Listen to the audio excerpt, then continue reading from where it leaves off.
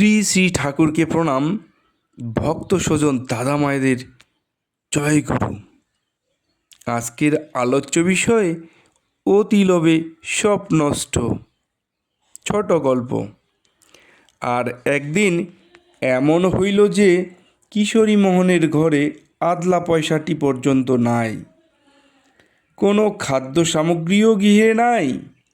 সকলেই মহাব্যস্ত হইয়া পড়িয়াছেন। ঠিক সেই সময়ে শ্রী শ্রী ঠাকুর আসিয়া বলিলেন, ডাক্তার, আমাকে এক কৌটা সিগারেট কিনে এনে দাও তো শিগগির। কিশোরী মোহন তৎক্ষণাৎ দ্রুত বেগে পাবনায় গমনপূর্বক স্বহস্তস্থিত স্বর্ণাঙ্গুরী বন্ধক রাখিয়া 2.5 টাকা মূল্যের এক কৌটা সিগারেট ক্রয় করিয়া আনিয়া দিলেন। তিনি ভাবিয়াছিলেন, ঠাকুরের জন্য ব্যয় করিলে আয় খুব বেশি হইবে। কিন্তু সেই দিন হইতে ক্রমাগত 7 দিন পর্যন্ত তিনি এক কপর্দকও উপার্জন করিতে পারেন নাই, অথবা 1 পয়সাও বাকি আদায় হয় নাই। ভয়ঙ্কর কষ্টে তাহার দিনাতিপাত হইতেছে। ইতিমধ্যে একদিন 12 জন অতিথি আসিয়া উপস্থিত হইল। তখন কি করিবেন? অতিথি প্রত্যাখ্যান করিতেও পারেন না। তাহাদের বিশ্রাম স্থান প্রদান করা হইল, কিন্তু তাহাদের কি করা যাইবে তিনি তাহাই ভাবিতেছেন। তৎক্ষণাৎ শ্রী শ্রী ঠাকুর তথায় উপস্থিত হইয়া সহাস্যবদনে বলিলেন, কি ডাক্তার, আর 1 কৌটা সিগারেট আমাকে কিনে দেবে? কিশোরী মোহন বলিলেন, তুমি তো সবই জানছ, হাতে যে একটি আদলা পয়সাও নাই।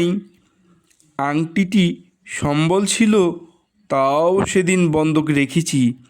12 জন অতিথি উপস্থিত, তাহাদের আহারের কোনো রূপ সংস্থান নাই। এখন তোমাকে সিগারেট দেব কি করে? শ্রী শ্রী ঠাকুর বলিলেন, দেখো ডাক্তার, সেদিন যে আংটি বন্ধকে রেখে মালপো কিনে আমাকে খেতে দিয়েছিলে, সেটি নিষ্কামভাবে করেছিলে। সেই জন্য সেই দিন 75 টাকা পেয়েছিলে। তারপরে যে আংটিটি বন্ধক রেখে আমাকে সিগারেট কিনে দিয়েছিলে, সেটি লোভের বশীভূত হয়ে করেছিলে।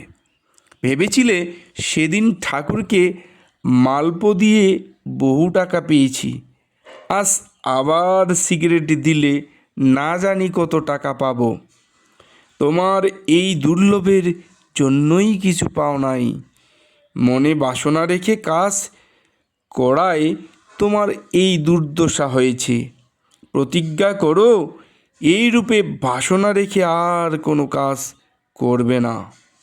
কিশোরী মোহন তখন সেই রূপ প্রতিজ্ঞা করিলেন। শ্রী শ্রী ঠাকুর চাউল ডাল প্রভৃতির বন্দোবস্ত করিয়া দিলেন। কিশোরী মোহনের অতিথি সৎকার হইল। তাহার পরের দিন হইতে তিনি আবার খুব রোগী পাইতে লাগিলেন। বহু টাকা আয় হইতে লাগিল। ভাবিবার বিষয়, বলিবার কিছুই নাই। সবাইকে বিষয়টি অবগত করানোর জন্য জয় গুরু।